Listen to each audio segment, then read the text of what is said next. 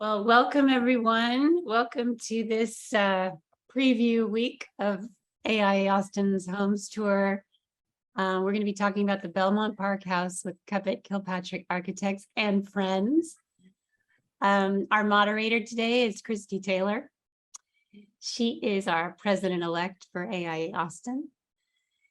And I'm just going to give a little shout out today to our sponsors. This tour is a huge fundraiser for AIA Austin, and we're very grateful to the folks that sponsor the tour as a whole and sponsor the particular houses. So thank you so much to all of you. Thank you for being here. And now I'm going to turn things over to our moderator, Christy Taylor. Enjoy the session. Thank you, Ingrid. Before I tell you a little bit about Cuppett Kilpatrick, I am so excited to introduce them and to see their home on the tour. I just wanted to do a little housekeeping. Go ahead at any point during the presentation, you can put a question in the Q&A box. You won't interrupt. No one will be bothered. Go ahead and fill it in as you think about it. We'll collect them and hopefully we'll have time at the end to ask your questions. Here we go. A little bit about Cuppett Kilpatrick. They have a residential portfolio spanning more than 2 decades. They practice architecture and interior design, led by Tim Cuppett and Dave Kilpatrick. Their award-winning brand of design is not characterized by a single aesthetic, but is governed instead by a single idea: edit.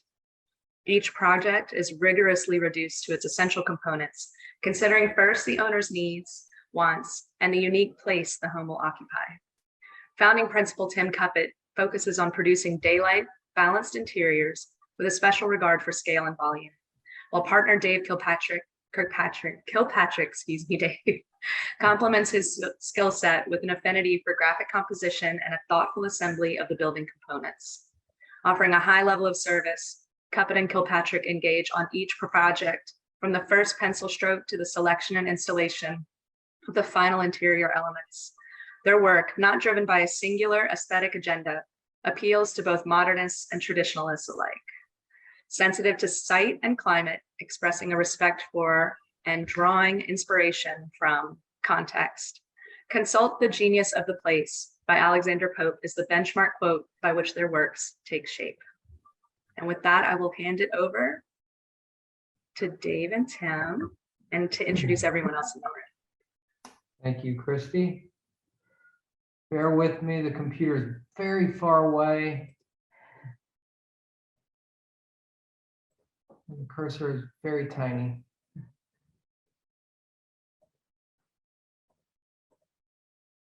Okay, I'm Dave Kilpatrick. To my right, the infamous Tim Cuppett,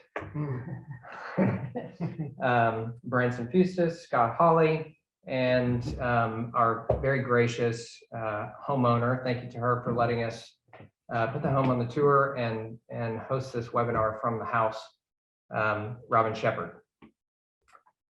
We're going to go through a series of slides today and loosely discuss the relationship of the homeowner, the architect, and the contractor, and sort of the means by which we communicate to bring a project from sort of the first site visit to occupation and ultimately things like this in home tours. So I think we'll start with Robin first. Robin, if you want to tell our audience how you came to find us, why in the world you decided to work with us.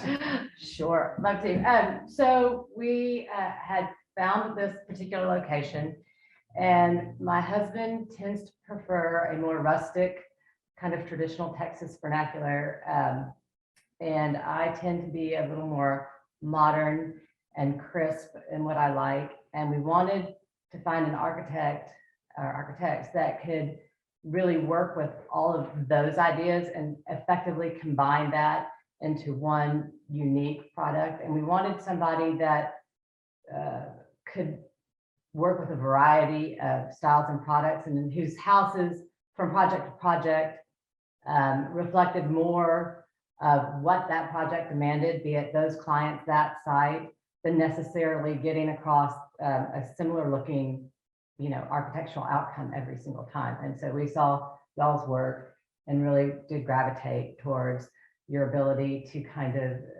read the clients and read the sites and come up with what worked for that particular circumstance in an effective and very well edited way. Great, thanks, Robin. Let's go to just a short series of slides here. We just pulled out some illustrations of past projects to kind of illustrate the point that Robin just made, and that is one of the most important things for us is context.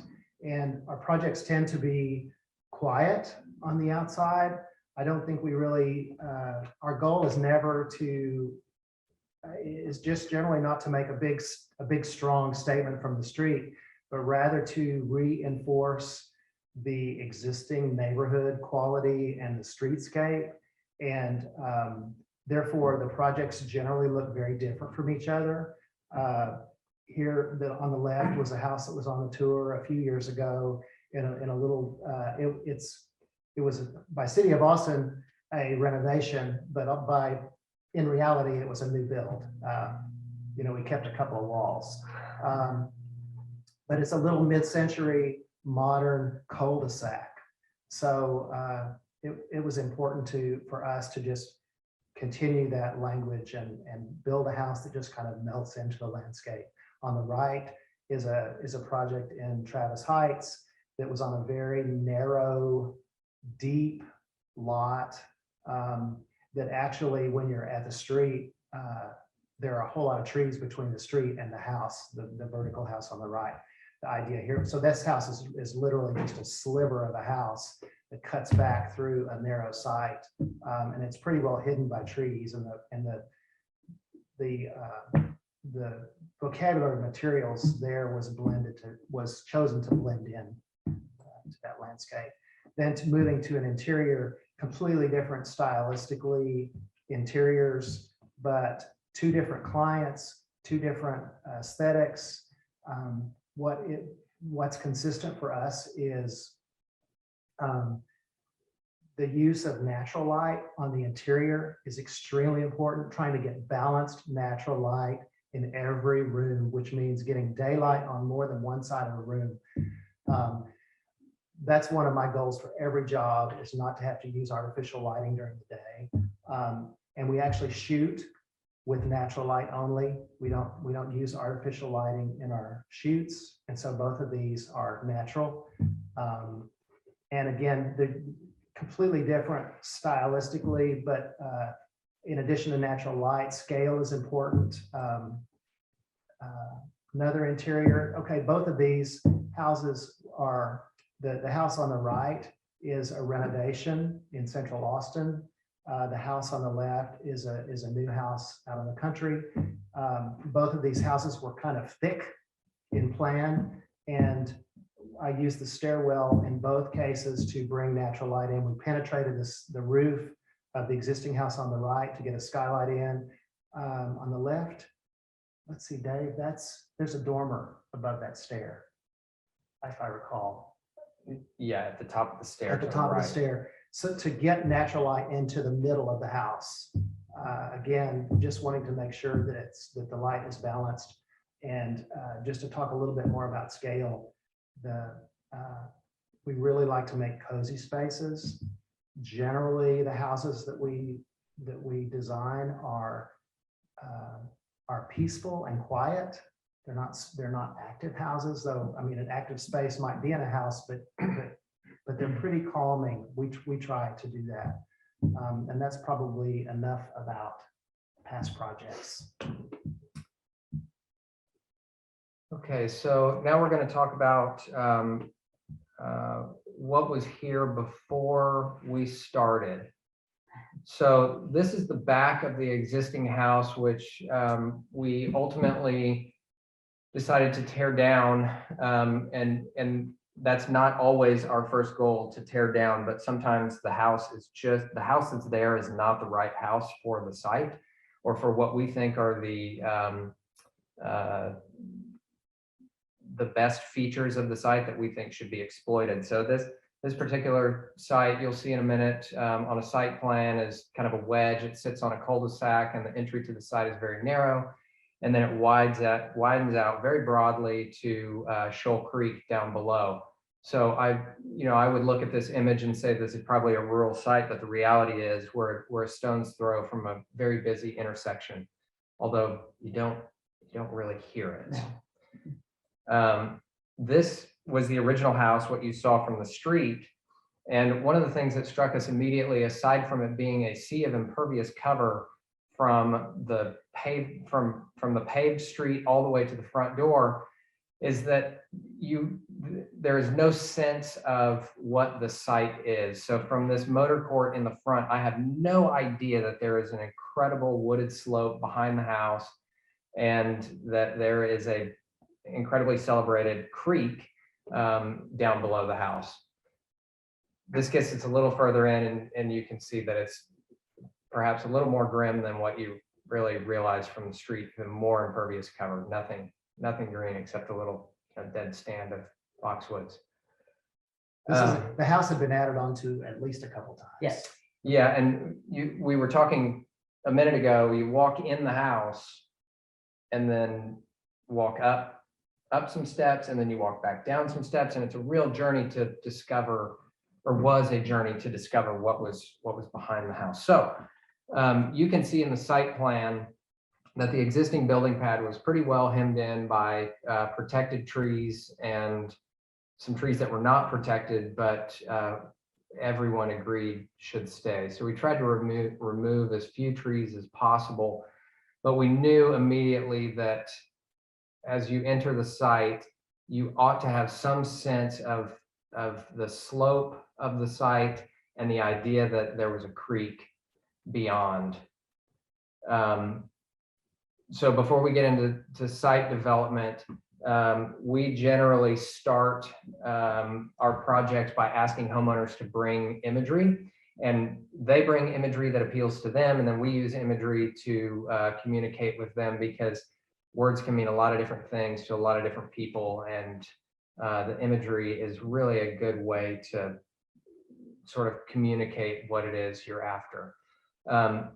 Unfortunately, these are the only two slides I could find that Robin brought to us, but anytime somebody brings a picture from a John Pawson project, there's probably something to work with there. So that was a pretty exciting image for us to get from a homeowner. And what I think this conveys, that Robin talked about a little bit, is this idea of marrying this very sort of controlled modern aesthetic with some in what I would call, in this case, what we were ultimately trying to do is marry sort of this modern assembly of rough-hewn materials to yield a project that is ultimately stripped down and sort of an abstraction of what we as kids think about as a house, a simple gable form, and how quietly can we detail that to express this shape, but do it with rough-hewn materials so that it would be both modern or appeal to both a modernist and somebody who really likes to be at the ranch. And somebody who's going to bring antiques in. Yeah, Right. true. And put them all down in Jean's office. No, I see some. Well, there's one. It works. So these are some of the images that we compiled to share with Robin and Jean, to talk about materiality, these sort of rough-hewn woods, Doug fir, and then the idea that we knew we would be in this wooded landscape, and how would we sort of carefully meander through that landscape and feel like we were occupying a treehouse to be up in the canopy. So those are actual images that we shared with them in the beginning before we started design. This is all pre-design. And these are two images we shared that for us communicated the big idea of the site, that we might make a house and restore the site down through a hole or a ravine, or what we've ultimately called the man-made canyon, through the house, so that as one approaches from the street, you very quickly have a sense of what the site section is and what lays behind the house. So this is a diagram of the solution. This is sort of hovering above the creek, looking back at the house. And for Robin and Jean, who have 3 kids who are nearly grown now, none of them are living at home anymore. And the idea was to build a house that for them felt like they were downsizing, but and Jean considering retirement at the time, and then probably retired the day we broke ground on the project. And so Jean needed an office at home. Robin and Jean wanted to feel like they were downsizing, but then we also needed to provide a place for the kids to come home from college to be with them from time to time. So this L-shaped diagram, 2-story L-shaped diagram, the upper level, which is light gray here, represents what is the day-to-day living quarters for the homeowner. The left side of the house being private with bedrooms and service areas, the lower level, Jean's office, and then the right side being the public portion of the house, kitchen, living, dining, and a game room and guest quarters or kids' guest rooms on the right in that darker block. And then the idea that this L shape is pulled apart to articulate and exploit this void through the house for occupants to experience the site section and the creek beyond.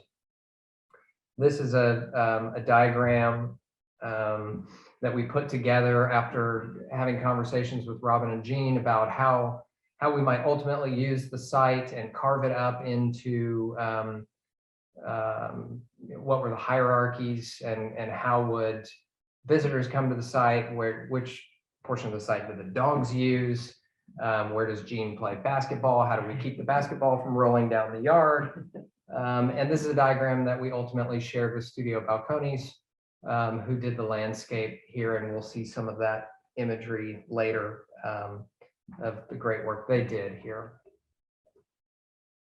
This is an early plan diagram studying this void through the house. The left side of that plan diagram being the private spaces, the gray strip through the middle, being the void, and then public spaces to the right. And then the little scribbles off to the right are some ideas about building section and a little axo about what is this sort of vernacular Texas ranch inspired modern, a lot of words there. What does that maybe look like? This isn't this, we don't have the schematic presentation that came after this diagram. This isn't the house we are in today. It's very close in diagram, but the parts moved around because, Robin, do you remember why the parts moved around? I remember thinking that we wanted the bridge piece, if you will, that glass piece to be more the living room, like that, because it's a more public space, it's more open, and the kitchen to stay more private. So we switched the order of those two and moved those back and forth, and I think it worked out perfectly for us. Yeah.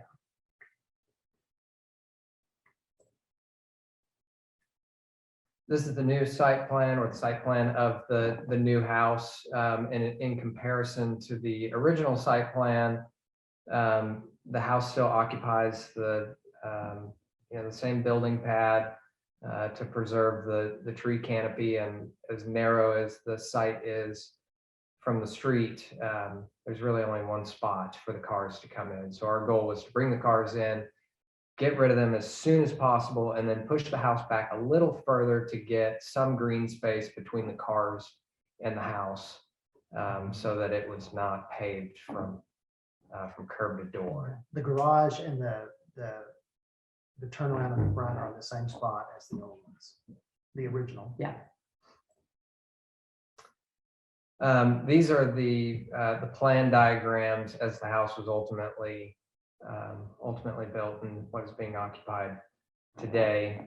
You can see those on our website if you want to study them a little further. One thing that I'll say about it is the house, there's quite a bit of square feet here, but the house lives, I think it lives very comfortably for 2 people, which was our intention. This main floor is for Robin and Jean, and like our other projects, maintaining an intimate scale was a high priority for us. And even though it's a lot of space, I think that it feels No, it does. just right. Yeah, and we didn't want a lot of large volumes of unused space. We were kind of wanting to refine and edit down to kind of how we really lived and used the space. One of the best features of the house is this corner. There's a living room in the middle, and then there's the main bedroom is off to the left. If you're looking at the main level, there's a screened porch at that lower corner. And then there are sliding pocketed glass leaf doors that open that porch up to both the living room and the bedroom. So in the winter, it's awesome because I know those doors are open. Oh yeah, we sleep with them open. Okay. It's great. This is a section that I believe illustrates sort of the big idea from the site, or the big idea for the site, that we are exploiting this slope, and the idea that there is the creek beyond. And one of the things we were trying to do with this man-made canyon was to collect surface water and roof water and take that back across the front of the house and down through this canyon down to the creek below, so that there is this obvious sort of record of where the water came from and where we are sending it back. This is an early rendering that we shared with Robin and Jean in the sort of early design process to talk about what the house might feel like, and this is the beginning in this talk today of a series of images that sort of illustrate a number of different ways that we communicate, not only with the homeowner, but also with the field. And, you know, sometimes we think about architecture as, you know, how do I get a set of blueprints to build my house?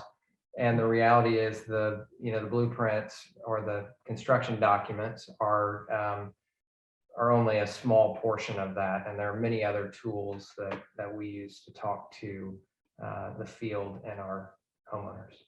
And I think you'll see if you try to take a mental snapshot of this, that it's not too terribly far off from the finished photo that we'll see later.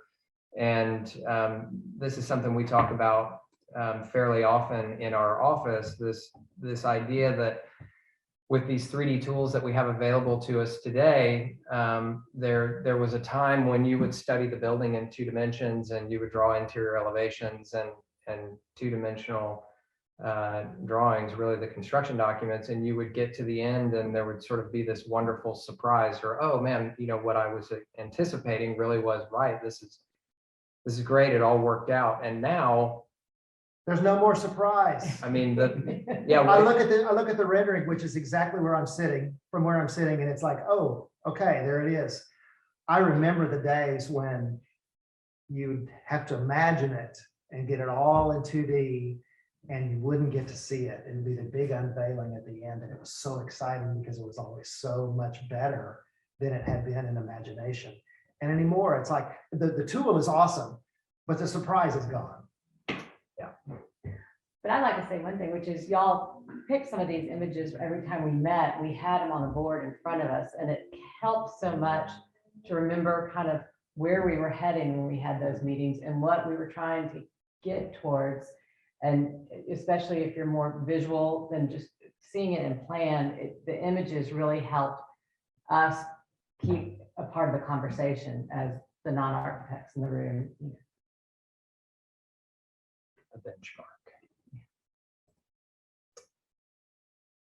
This is an early rendering, or sort of probably late design development rendering of what we thought the house would be as you approached, and you have the option to go to the front door or down to the canyon, which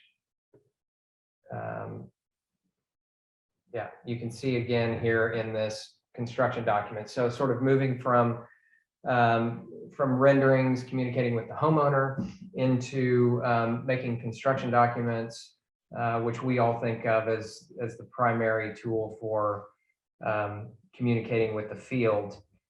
And I think this is probably a good idea to bring Branson and Scott into the discussion, because this was the tool for them. This is where they sort of picked up, and we leave off and become a facilitator and not a driver anymore. So I'll let you guys take it and talk for a minute about what, maybe a couple things. Just a second before we get into that, Robin, how did you These select guys? these guys? These guys.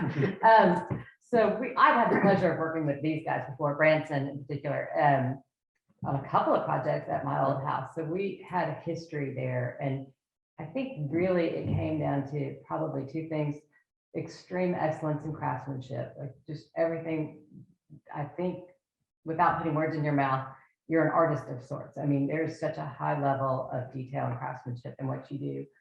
So that's doesn't go, it's just so important to us, and we're kind of detailed people. And I think the second thing is trust. I mean, we really got to the point where we trusted you all, and that made a huge difference. And, you can't talk about these projects and not say that finance isn't important. It's important, but I felt like we've gone through the bidding process with y'all a few times, and it's not that you're trying to be the most, I mean, obviously you're trying to be efficient, but it's not that you're looking for the most inexpensive bid. What you're looking for is the most honest bid, where things are accurate, they're well thought out, you know what you're getting into on the upfront part of a project. And, certainly clients make changes, that's what we do, but I knew I could trust that this was all going to work out and that we were all going to be on the same page. And then you bring in excellent managers to manage each site and kind of not recover off the ball with this one with Scott. So that was great. So, yeah. Well, yeah, this is our third project, and you are an informed consumer, which is great. Which is what we want, right? Because we're trying to value the same things, right? We're trying to value that in product, and we do what we do because we enjoy this process. And so, doing it with someone as generous and as kind of equally valued as we come into this makes all the difference. You guys did a great job. But a client that is kind of at this level it's kind of hard. It's so compelling because it makes you want to do your best work, and you're not worried about these little brush fires that are going to pop up if somebody didn't show up or the price went up or whatever, because we all have that kind of common goal in mind. So this, as our previous projects, was a delight. Okay, what are we going to talk about? Let's go to the construction image. Yeah, we can go to the construction images, and I think I just put this in here because I think this goes right back to it's almost like we zoomed in on the rendering and pulled the finished materials off. I think it illustrates pretty well that there's not a whole lot of surprise left. Well, one thing that I would like for you guys to talk about is, if you can, think about maybe the most challenging or one of the most challenging aspects of this project, and then an aspect that was that made it better, made it easier. The kind of the two opposite extremes. Maybe you already said the part that makes it better. It's so quaint to think about what our problems were before 2020. Like, I would love those problems now. I really, I'm sure there are, nuts and bolts things that we can think of. I mean, we were talking before, that bridge section of the house in this image right here. Those are structural in the RCP. Those are structural rafters or ceiling joists that are holding up a structural deck, but we knew those were going to be finished. So we put those in, while we were framing the house, but then we had to protect it from rain because the house wasn't dried in. And I remember there's a challenge, I don't even remember the specifics, but there's a challenge about insulating kind of from the outside in, because again, we have our finished surfaces, which are also our structural system. But those are challenges that are, you know, kind of fun problems to solve in most cases. What are other things you might remember? But yeah, finishes and doing a few things out of sequence are always a challenge. Because the structure here is fun. I mean, the finish is the structure Right. and the bridge. In the Right. interest of keeping the roof thin.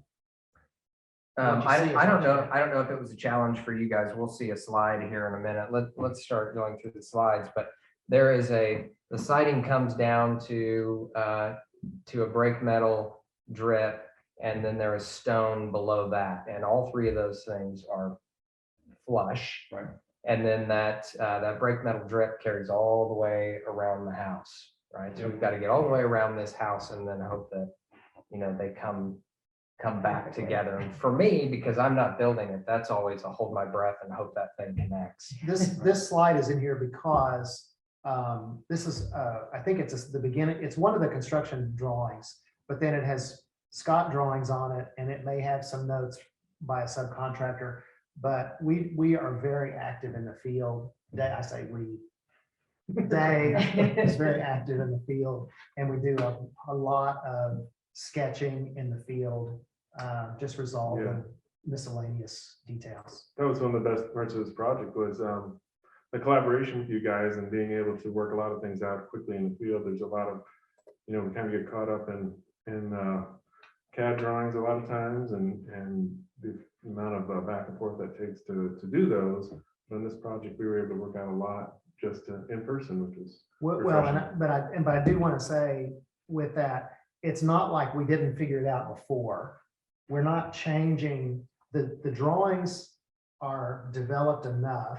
Right. And the idea is there.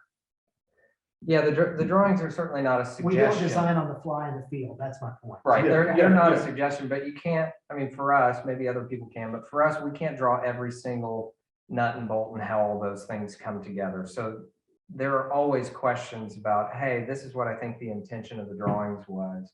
How do you guys really want to put this together? And for us, we think that's where the architecture gets better, is the collaboration between architect and contractor to really make the details as fine as we can possibly get. Yeah, them. and we feel our role is to bring up our craftsmen, tradesmen and say, well, what do you think? And solicit their input, because, you know, these are the people doing it. These are the people that repaired a similar detail, you know, that was just done 10 years ago. And so we want that. The nice way is to say solicit.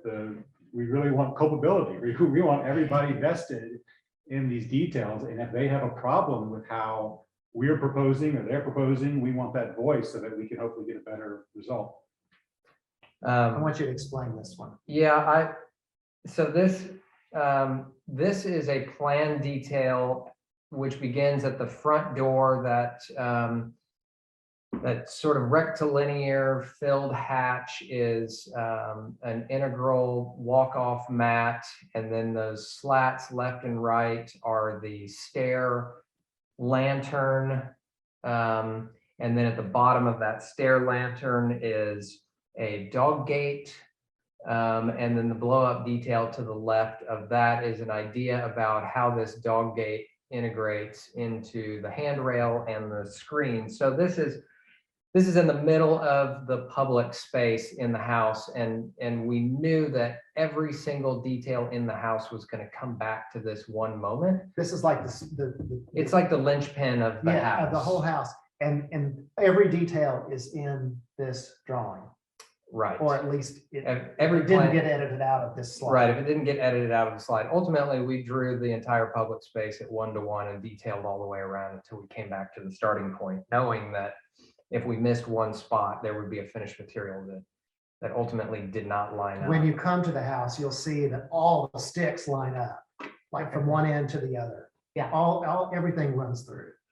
So this slide is in here because it's sort of the beginning of the next handful of slides that were meetings on site over who knows how many months to go, okay, the guys are now going to work on the slats at the edge of the stairwell. And how are we putting that together? And what do the slats line up with? Where's the work point? How many of them are there? And these are some of the things that get hammered out in the field. I put this in here because I think this is a particularly, while it's not an editorial shot that we're trying to win an award for by any means, but I think it's an interesting moment of the homeowner saying, hey, we've got dogs and we need to control when they go downstairs. So we come up with an idea for a gate and said, well, wouldn't it be cool if the gate hinged off of the handrail so that it didn't feel like we glued it on after the fact. So this is looking at the hinge that's integral to the handrail. And then somehow we need to keep this thing from opening because the dogs have opposable thumbs and they can open the gate. So this is Scott's MacGyvering to come up with a gizmo to lock this thing. And I just thought it was a particularly cool apparatus. And you can check that out on the tour. Yeah, and we use it every day. And then this is these will be a couple images, just kind of seeing how the sausage is made. This idea about how do we make stair treads float, and how do we make a stair without stringers, and how do we attach a handrail that has no attachments. And we draw a little bit of this, and then we ask the contractor to do the heavy lifting. So these are a couple of moments along the way where Scott is really figuring out how he's going to make it look like our rendering. And then, But the intention was conveyed in the detail. right, and this is a detail of, hey, the construction documents show the handrail coming around and terminating into this wall cap. How do you really want to terminate it into the wall cap short of blind fastener? What does that mean? So this is a scribble we made during the construction process to illustrate how we thought that might come together. And ordinarily we make a drawing like this and go, okay, here's what I think it's going to do, but I'm not the fabricator. So why don't you talk to the fabricator, see if he's comfortable with this, and if not, how does he propose to terminate this, knowing what our goals are for this detail. This is another sketch we issued to the field of this big gutter. You'll see that is the starting point for the journey of water from the roof down to the creek below. And I could not tell you why we started with a 10-inch taper in the drawing and we ended up with the entire cantilever being tapered. But I think that was the right decision. I don't know how we got there, but thank God we didn't build what I drew. And then these are some images of the beginning of that run. All the water hits the ground, and this must have been weeks of how big do we make the pipe? How do we calculate the amount of water that's going to go through this pipe? And I don't know if anybody ever calculated anything, or if we said, Scott calculated. I said, just put the biggest pipe in you can find. And then I think this is a great image, and this is really one of the treats for us for working with a company like Pilgrim and working with Scott, who is also an architect. The idea that we're not the only ones drawing, that the project manager and the builder, whom are also artists and artisans, are capable of drawing and using drawings as communication tools. So this is an instance where I had very little, I gave you very little information about, I want a brass countertop with an integral sink, and you're like, well, how do I do that? And I said, I don't do that sort of thing. So again, Scott did the heavy lifting here and sorted out this detail, which is fantastic.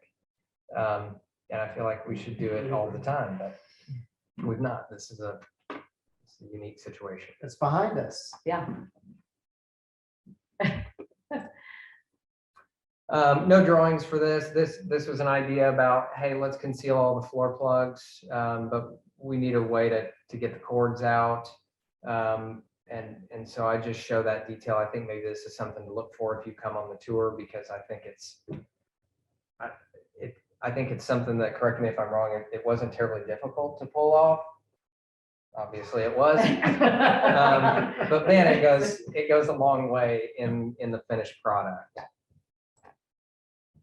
This is that detail I was talking about earlier, and this is a snippet of the finished building skin on the left, and then on the right are a series of details that were in the construction documents. And this is only half of the details. Right. This is about half of the details that were ultimately in the construction documents, and we pulled all those out and laid them along a datum so that we could study where that drip was going to fold back in on itself. And this is a quick snippet of a plunge pool on the in the side yard that you'll see when you visit the house. And we worked on this in collaboration with Studio Balcones. The next slide I think is fantastic. You know, most of us think of we design a structure and then the contractor goes to a surveyor and they stake the corners of this thing, and it's very precise where exactly this thing is. Well, it gonna did go. eventually get to that. Yeah. We're not precise. In this case, this was a mock-up, if you will, about we think it's going to go about here. That's right. But we did not lose the precision. Next slide. No, the next slide. Well, the The next next two slides. the next slide is about how do we put waterline tile on there without any coping. So again, this is Scott really doing the heavy lifting. And then this slide I think is fantastic because this illustrates that, you know, there really was more than a circle spray painted on the ground and then go. There was a very high level of craft to get these radiating pavers and to pour a round cylindrical pool. Okay, that's kind of it for our construction process. Then we're just going to kind of thumb through the finished slides here. The nice thing about the reality is this photograph was taken when the project was first finished. Today, we're 2 years later, and the vegetation has grown up considerably. So the house is a little more hidden from the street, which is pretty wonderful. This more, I'm going to say formal, even though it's not formal garden, this was the more formal planted area in Studio Balcones plan. And it's, as it grows in, it's just spectacular because it's gotten so dense. Yeah, the latest and greatest photograph I think is great in reality because that little tree on the right there nearly obscures the bridge from the street. So I think it adds some privacy architecturally. You know, in a photograph we want to see the bridge, but in reality I think the landscape growing in has been a huge benefit. I'll let you click through those. Again, just the fine detail. This is the image on the left to me is one of the favorite, that drip edge and the fact that all those materials played out. I think it's one of the special details of the house. Yeah, and I like these two images in particular because I think they describe our original goal for the house, this idea that we were going to take a vernacular sort of ranch-like archetype, just a simple gabled form, almost a barn, and then push the detailing to be kind of as minimal as we could. And then the art, the big window at the right features a piece of art. That's the decoration on the front of the house. I'll go through these pretty quickly. We worked a lot. We did the interior design with Robin. Yeah. And Scott and Cooner and Urban Space both provided a lot of the beautiful products that you see. And then Robin and Jean had some of the things. Yeah. This is the living room bridge where the structure is the roof. On the right, you can see the door is retracted. The door that leads out to the screen porch. The space we're sitting in adjacent to the kitchen.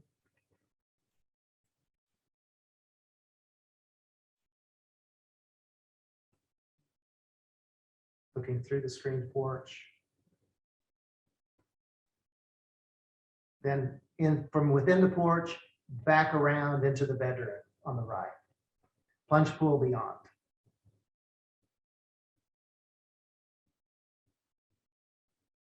Leonard Formansky took the photos for the tour and caught the creatures. Yes. Awesome.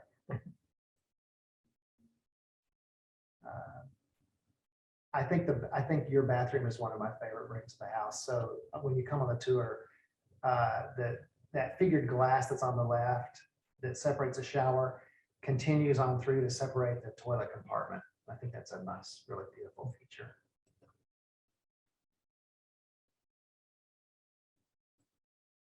There you go. There it is. Door on the right's a shower, left is toilet.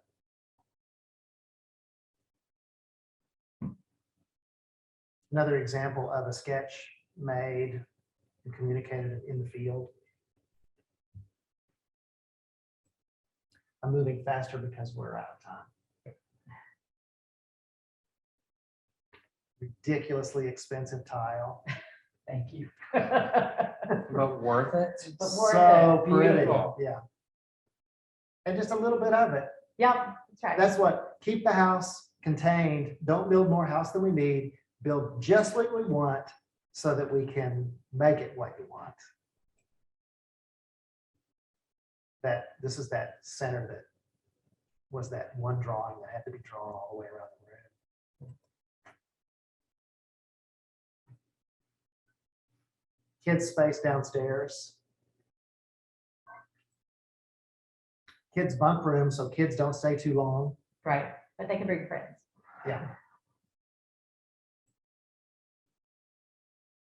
Jean's office, which is a separate compartment on the other side of this breezeway.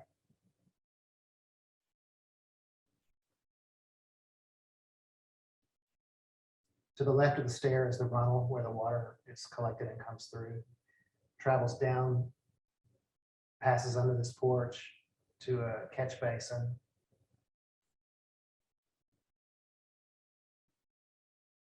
Punch pool, looking back at the porch. Down the hill. Except for the front yard, which is the more manicured, I'm going to call it. The site was revegetated to just be natural. There you go, for the goats. Shot in the Scottish Highlands. Is that the last one? No, there are a couple, maybe two more. But yeah. Oh yeah, and the dogs will bid us adieu. Oh, that's right. There you go. Okay, and I think that wraps up our. That's all we have. That's fantastic. Thank you so much, especially for the sort of slideshow tour at the end, so we can really get a sense of the place. It's lovely. And those are very photogenic dogs. It's a blast. So we do have some questions and we have a little bit of time. We'll see how many we can get through.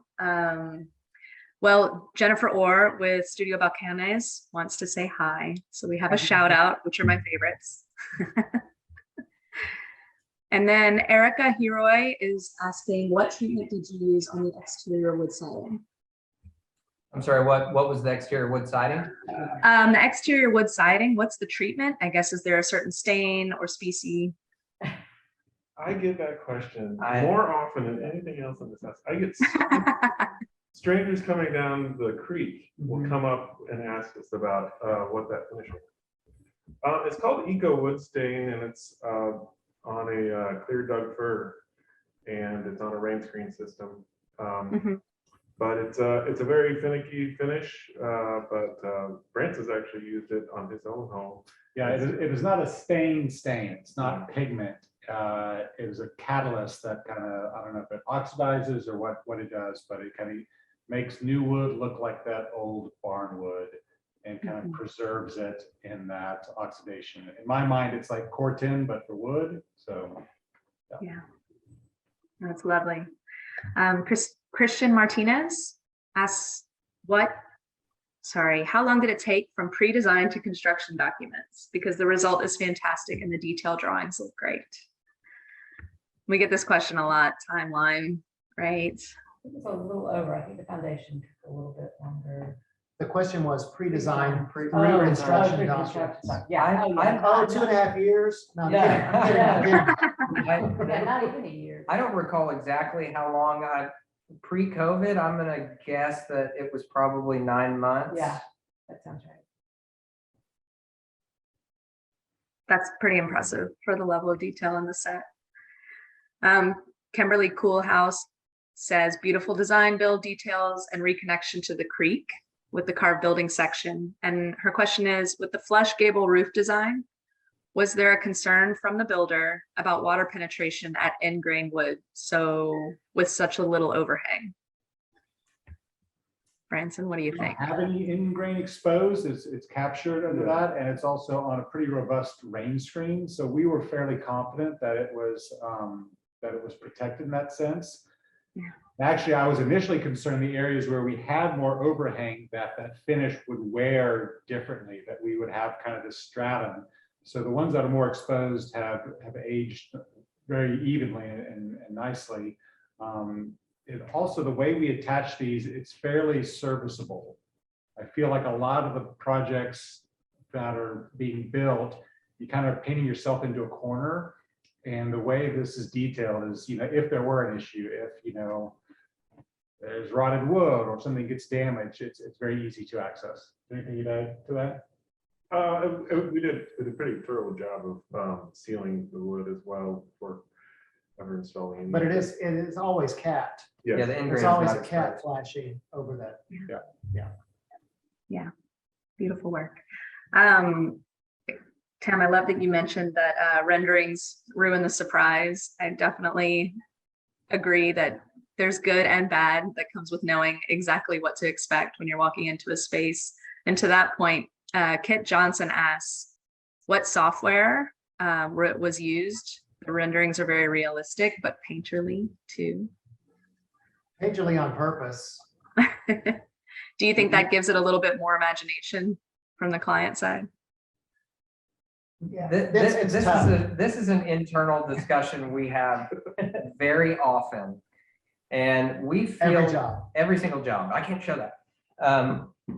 We feel like the renderings ought to be loose enough that the homeowner doesn't feel like it's done and there are no suggestions to be made. We want it to feel like almost like a painting, right? Hey, this is just a suggestion and anything can change. And we feel like if it is too photorealistic, that we run the risk of the homeowner feeling like they've been left out of the process and we're telling them what they're going to get.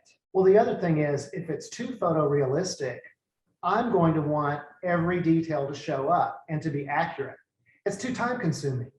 So better to me, the most important quality of the rendering is to get the quality of natural light correct. If we can get the quality of light right in the rendering, then the details don't matter. We're not trying to communicate details in the rendering. We're just communicating a quality of space. After, we haven't answered the question yet, programs, but after we get finished, the last thing we do is put a filter on it to loosen it up so that it's not such a cartoon, but more recalls the old fashioned watercolor renderings that you used to see. So we used SketchUp and Podium, and we have discussed using other programs that are perhaps more robust. But I just don't want to learn a new program. So that's what we use. I I don't fault you for that. I think SketchUp allows you to just get those ideas out as quick as they come into your head. It's a wonderful program. I think we have time for another question. Tony Marco, he says it looked like from the early construction photo that CMU was used for the foundation walls. Was this just in specific areas, or was the foundation built with CMU? I think like the retaining walls. Well, these retaining walls back here Yeah. certainly poured. Yeah, most of it was cast in place. Can't remember seeing. I don't think there was CMU. No, there's, Oh, there- we- there's we built CMU in the can, on the edges of Yeah. the canyon. So the, Oh, that's right. I think everything that is actually retaining earth is poured in place. The CMU you were seeing previously is a backup for some stone veneer at the canyon.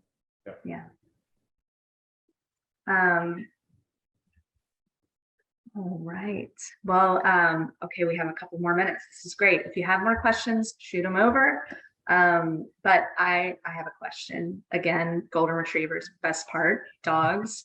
And I love the integration of design. I feel like we see that a lot with really well executed homes tours. Are there any elements in your new home, and this is directed to Robin and Jean, are there any elements of your home that change the way that you live day to day versus how the home you lived in previously? Like, you know, the dog gate is kind of an easy one, but what else? Yeah, I mean, really, I think my husband and I, we have guests almost every weekend, not our kids, but really with that programming, we live in roughly 2,000 square feet, maybe even less.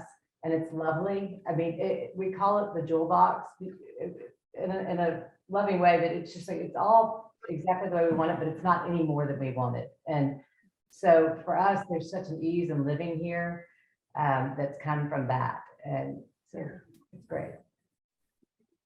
And you said you spend a lot of time on the shared screen porch. Yes, and we keep all of those doors open, you know, when it's cool enough, so not so much in August, right? But generally speaking, those doors stay open, especially in the evening. Mhm. And you know, the wildlife here is pretty incredible. So we've really enjoyed that. I mean, that was something we all got to, so added benefit of the site. Yeah. Yeah, it's great the way it fans out to the rear as well. It's really beautiful, and I'm sure you get to experience it so much more Yeah. because of the sign.